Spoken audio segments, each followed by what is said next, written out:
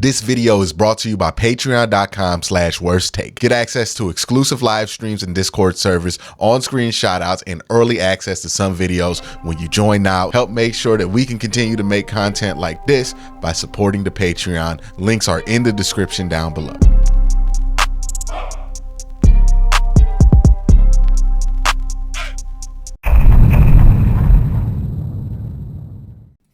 So the Browns quarterback situation has been talked about a ton by the national media. And the term that keeps coming up whenever people talk about Deshaun, expectations are, it's like we're talking about wine vintages, right? 2020 Deshaun Watson.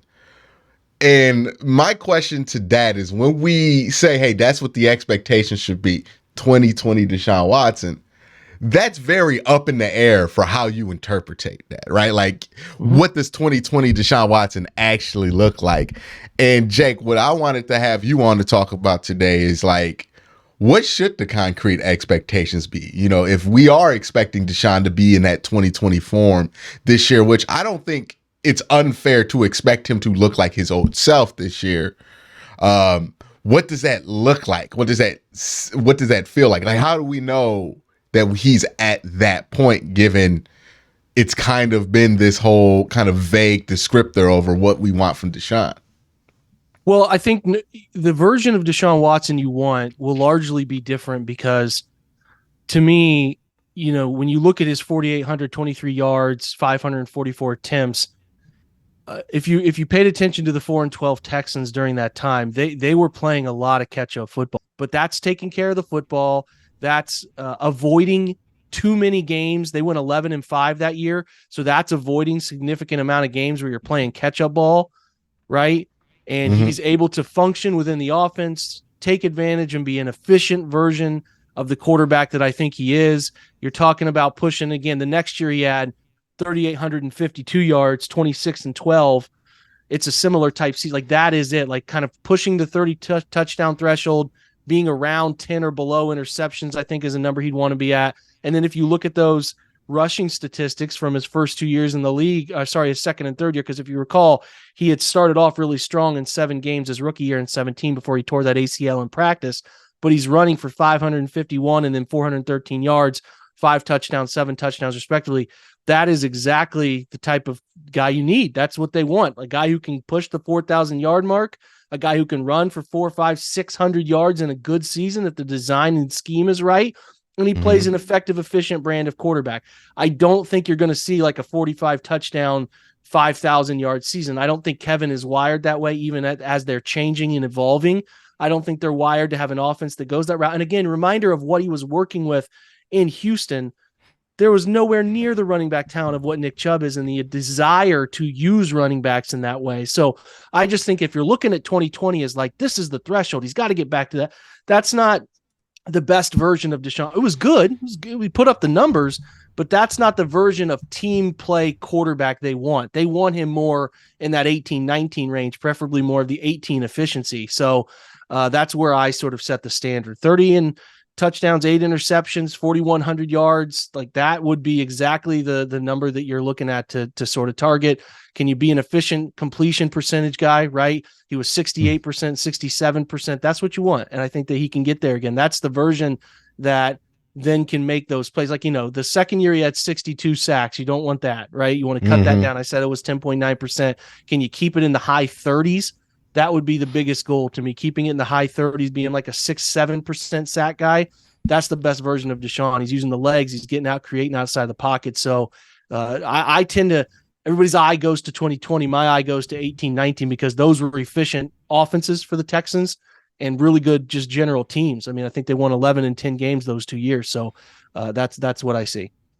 Yeah, 2020 is going to always be the statistical darling. Look, there are things that are impressive about that season, right? Only 544 attempts and you get close to 5,000 yards. I mean, like, it takes Pat Mahomes like 600, like 620 to get to that mark this year. And what he had 9.5 adjusted yards per attempt. That's crazy. It's a crazy number there. It is.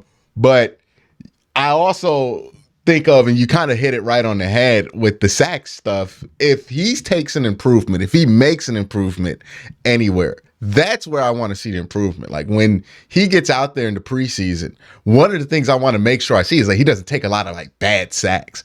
Cause he took 20 last year in 6 games.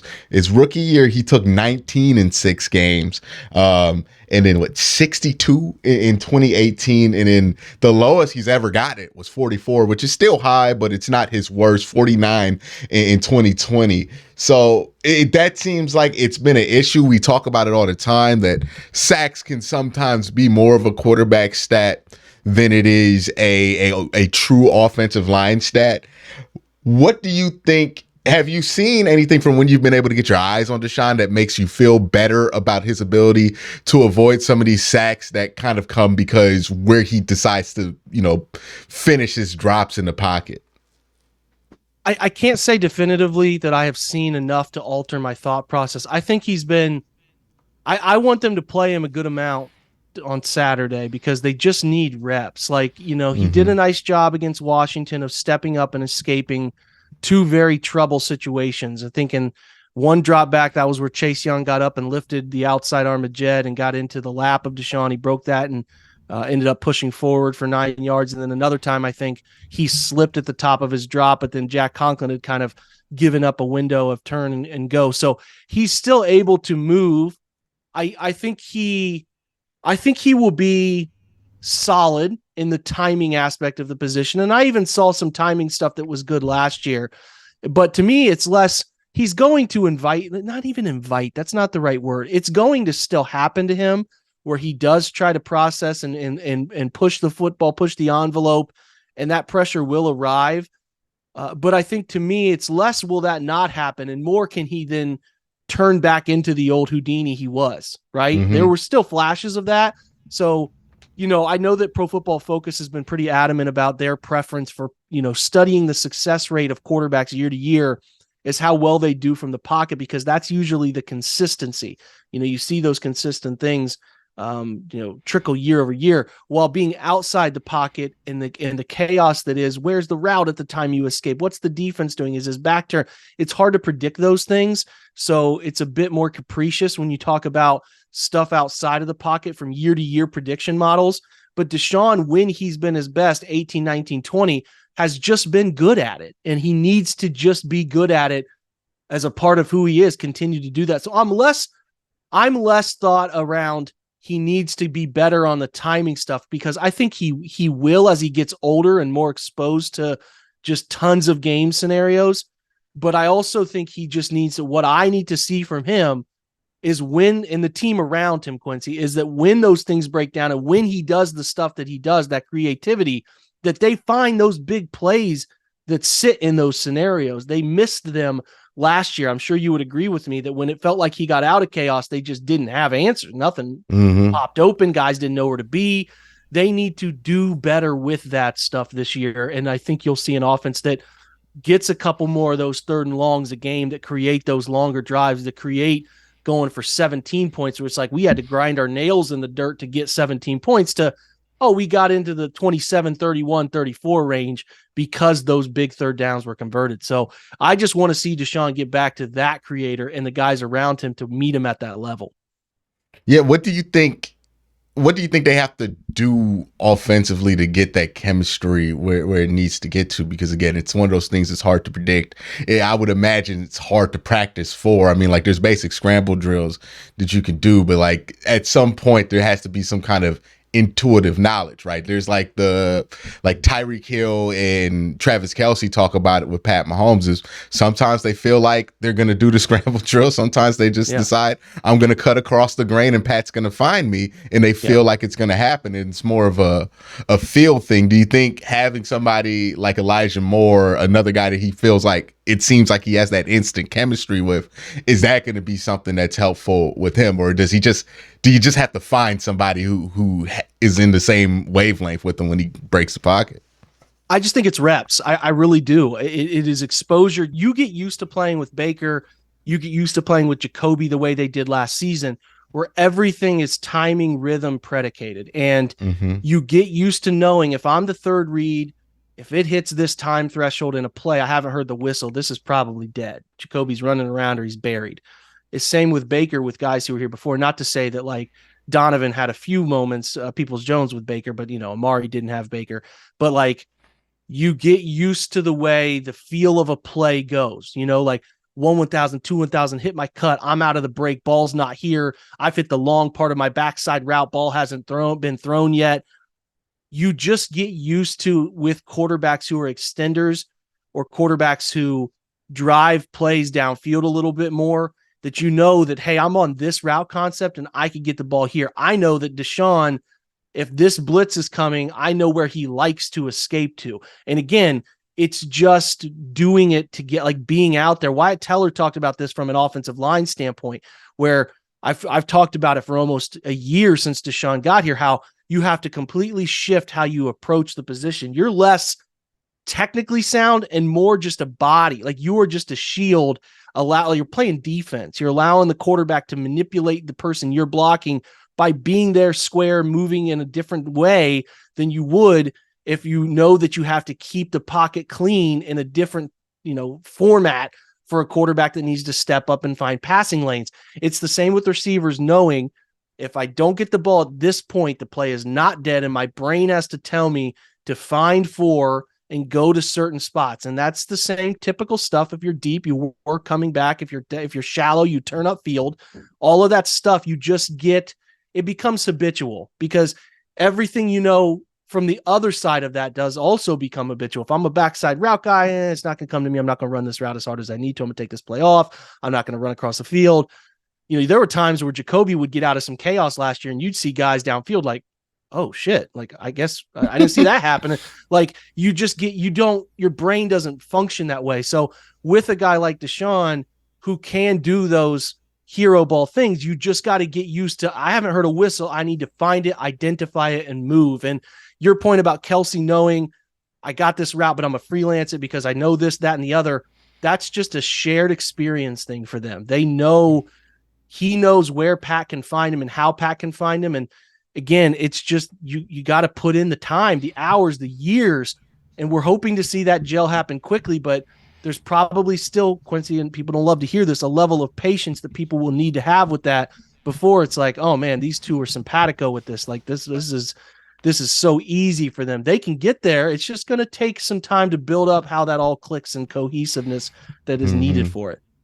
Yeah, and just to jump back onto the sack conversation with Deshaun, because I know it's crazy, because whenever you talk about the quarterback, you have to worry about, like, if you say something positive, there's going to be people who are upset. If you say something negative, there are going to be people who are upset. And one of the things with Deshaun is, like, I understand his style of play is going to leave him a little bit more susceptible to sacks. But I mean, like, you look at Josh Allen, his career, he has only been sacked over 30 times once, 33 last year. And that was clearly like one of the worst years since he jumped up to that level. Pat Mahomes, another guy who's known for extending. Now, again, he's Pat Mahomes, so we're not going to hold Deshaun to that same standard. But again, never been over 30 sacks in a single season. You got Deshaun, and like he's had 2 seasons where 6 games, 20, 62, 44, 49. And I think for him, if we want him to make that leap, right, to get in that conversation with those guys, he has to figure out a way to get that number way down. Yeah. Right, than what it's been in his career. And I'm interested to see how, I would love for somebody to ask him how he feels like he can make that number go down, right? Because that's going to be different for every quarterback, right? Some guys are going to get rid of the ball quicker. Some guys are going to change where they are in the pocket. Some guys are going to change their footwork. That's the one question that I feel like has eluded him. Nobody's really talked about that. I think you look at his stat sheet throughout his career, that's the one glaring thing where you're like, that's just not good enough right there. Yeah. Yeah, no, it's not. And he has said that on occasion, trying to be better. And I think that they view the best of both worlds here with how Kevin still is going to have West Coast staples that are going to be there for him. There should be a nice mixture of some of those West Coast timing-based staples that help him, along with some of the preordained play action concepts, levels concepts that should allow him to get defined reads and get the ball out. They're just going to ask him to be a hero on 3rd and deep, right? That's what makes the good quarterbacks great. I can Yep. come off a play action fake and get a defined read and make a throw. I can do a West Coast pre-snap to post-snap throw. It's 3rd and 8, it's 3rd and 12, it's 3rd and 14. That's when that's the difference between guys who are paid 5, 6, 7, 8 million a year as a quarterback to guys that are paid 30, 40, 50 million a year.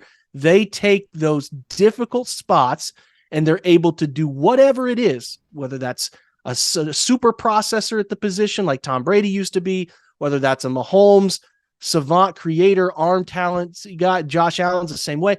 But Deshaun can do that in a different way where he is able to use the legs as a weapon on top of being a pretty good pocket thrower. He just has to get used to the feel, the timing, the chaos of a secondary again. We saw times last year in those 3rd and pass that he just is like, man, it's moving quick on him. He needs to settle in. I think he'll get there, and I think they believe he can be one of those 3rd down, I call them 3rd down disruptors, right? Where you're going off script and you're just creating first downs where a defense is just like, how the hell did they get that first down? And that's what they need him to be more than anything else. I think the timing stuff, the play action stuff will take care of itself. He's good enough at it. We need to see Deshaun become that 3rd down decider that he was in Houston. And I think that's when we'll know. We'll know early. We'll watch the Bengals game. We'll watch early these first 4 games and we'll be like, all right, he's back to doing that again. And that's fun for your offense. Yeah, you mentioned the 3rd down stuff. You go back to that 2019 wild card game, final drive in overtime. He gets 2 free runners on him at edge. Yep. And then finds a way to shake it off. He still has that amazing ability. Just guys just bounce off of him like he's bigger than he actually is. It's one of the weirdest things when you watch Deshaun. He's so hard to take down. And then he rolls out there, finds a running back in the flat. I think Duke Johnson actually, and then finds a way to get a 3rd and 14, which puts him in scoring range, which ends up winning the game for him. Right? That's the Deshaun that you want to see, and that's what we want to see more of. Speaking of the quarterback position in total, DTR now the backup. He's had an impressive camp, impressive preseason so far. How do you think his life changes now that he goes from, 3rd string, you got time, we're going to kind of let you just kind of redshirt this year, to you're 1 play away now? What do you think that kind of change in circumstance is going to do for DTR? Well, he's going to have to do, as he's not on the field all the time now, he's going to have to be whatever Deshaun needs him to be. Whatever like that, these veteran backup quarterbacks have a really good feel for helping their starter prepare in some way, shape, or form. I think DTR will avoid the practice squad stuff, which is scout team stuff. Like, I think there might be times where they take him down there to keep him fresh, but like, he needs to be keen with the playbook, keen with the game plan week to week, and know what Deshaun needs. Hey, what do you need me to watch? Do you need me to watch this every snap? Do you need me to watch that? How do you want me to prepare? Do you want me to work through 3rd down and medium cut-ups? What do you want me to do to help you? That will be a process that those two learn together. Dobbs obviously is very well versed in that, from Pittsburgh to Cleveland with Jacoby, and then obviously helping Deshaun. They brought him back for a reason. What you hope is that Dobbs' experience and his maturity tied off, rubs off on DTR when they were together, and then they carry this into the season. Everything I've heard from DTR. He's a sharp young man. He's got a ton of football experience, albeit most of it at the UCLA level, but he's seen a lot of football. He should be able to do this, but again, it's going to take Deshaun helping him help him. Help me, help you is what DTR should be saying.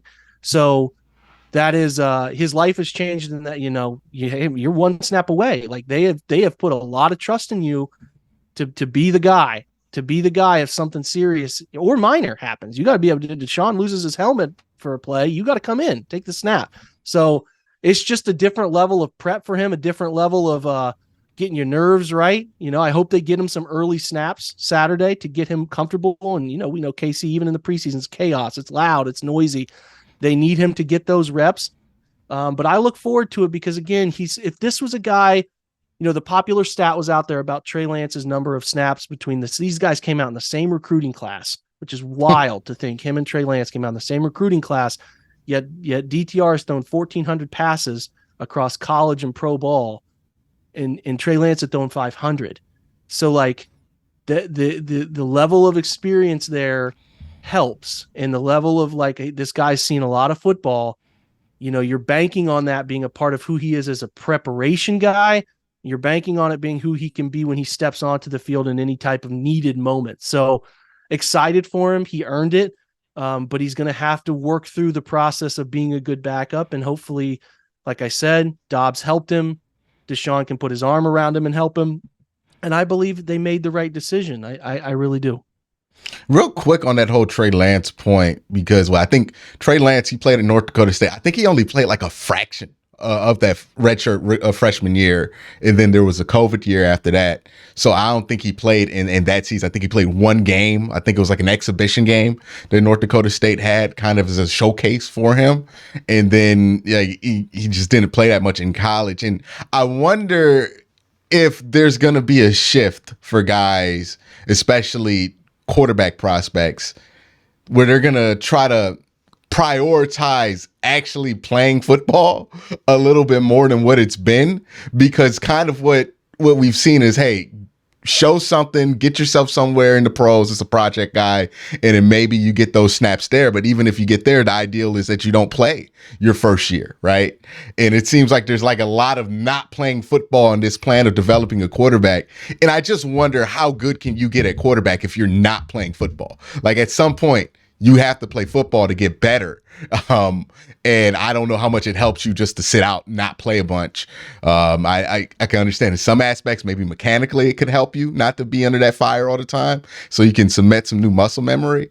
But, the only way to learn how to play that position really is to play that position and have all the anxiety and energy that you're going to have during the game while you're trying to make those decisions, And I don't think the Browns, I don't think they plan on having him be a backup for 4 years of his rookie contract.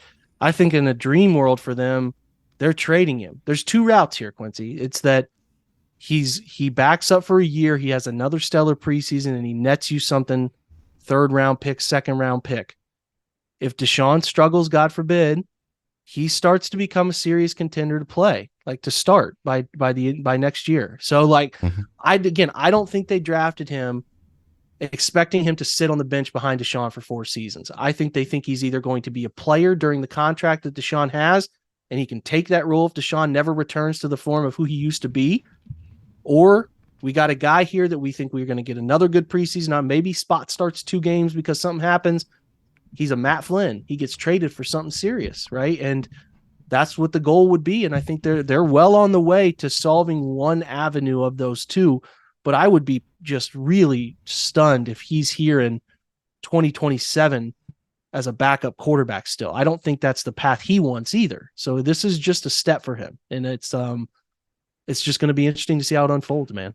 I'll keep my eye on that San Francisco situation. Yeah. Right. Because if that doesn't shake out right for them, if Brock Purdy doesn't shake, I could see DTR going over there being real successful with somebody like Kyle Shanahan, given his skill set, what his limitations are, what he thrives at, what Kyle Shanahan has success with at quarterback. It's similar to a DTR. I'm surprised they didn't take a look at him in the pre-draft process, or at least enough to take him in the draft. But that's somebody I'm like, okay, if they don't feel like this Brock Purdy thing's going to work out for them, I can see Kyle seeing DTR and thinking I can do a lot with that, especially developing him going forward. But let's talk about one of the other aspects of this team. It's Nick Chubb. And I've been floating this question out to a lot of people. I'm interested to see what your response is. Nick Chubb, since 2019, every defensive coordinator that's played the Cleveland Browns, plan number one, what we're doing with Nick Chubb. How are we stopping Nick Chubb, right? You hear Mike Tomlin talk. He's always telling us Nick Chubb's number one on that list of how we beat the Browns is you got to slow down Nick Chubb. What happens if Deshaun's level of play goes up to the point to where Nick Chubb is the second thing you think about, or, like if Elijah Moore, it has an explosion, a breakout season, and you have to worry about Deshaun and Elijah Moore, then Nick Chubb. Like, what does that do for him? I know he's talked about some of this in the interview he did with the Pivot podcast guys, where he's like, yeah, I'm seeing two high safeties. Like, I don't ever used to see that.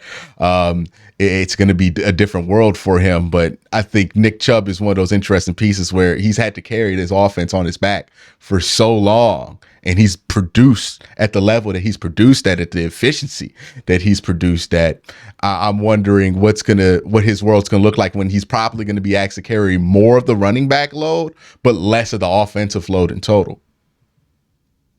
I mean, it's a dream scenario. He talked about two high safeties and, lighter boxes. There is absolutely no reason that he shouldn't see, when we look back after a 17 sample size here, that he shouldn't see the highest volume of 6 or less guys in the box that we've seen.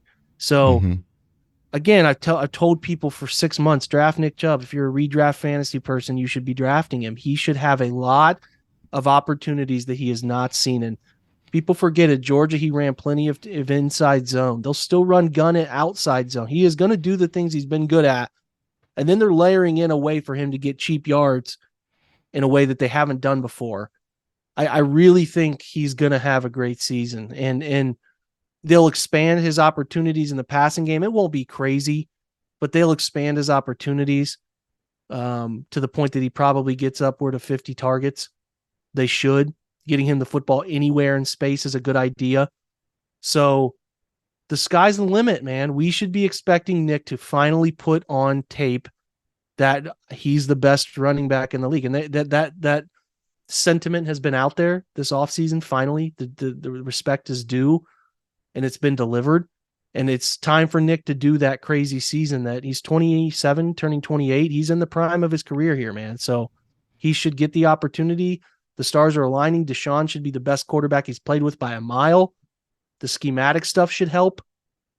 I'm not trying to really pump everybody up here, but like you tell me the negative. There is no drawback to the scenario he is in. They will still use him a ton. They know how good he is.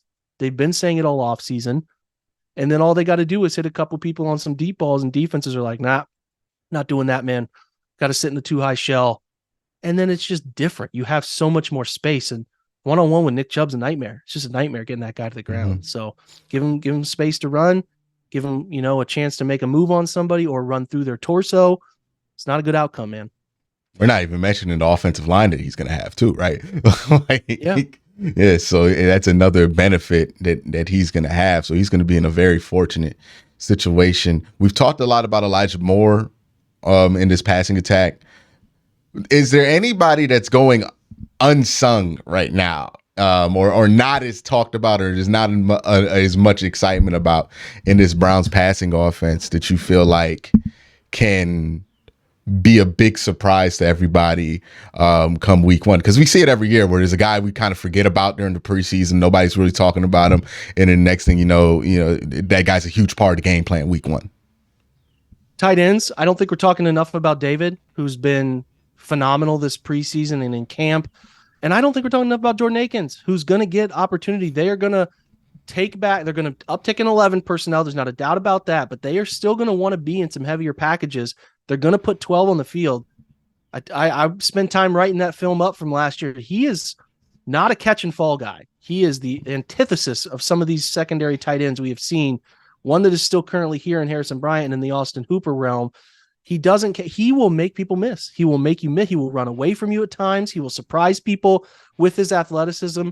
I don't hear really anybody talking about him. And again, it's a second tight end. How much are you going to really talk about him? But I do think he's going to have some moments where you're like, man, I forgot he can do that.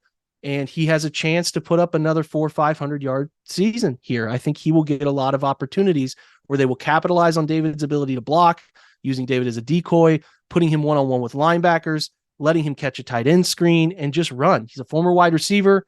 He can still move at a really high level. And, we've talked a lot about, I think Donovan's gotten enough voice. I think Elijah, and we all know who Coop is. He reminds you, when he can. I just think that the tight ends, David is set to have a nice season. continuing to be one of the better dual threat tight ends in the NFL. And then I think Akins is going to surprise people with getting opportunities against some weaker coverage links that are going to put him in a really good spot.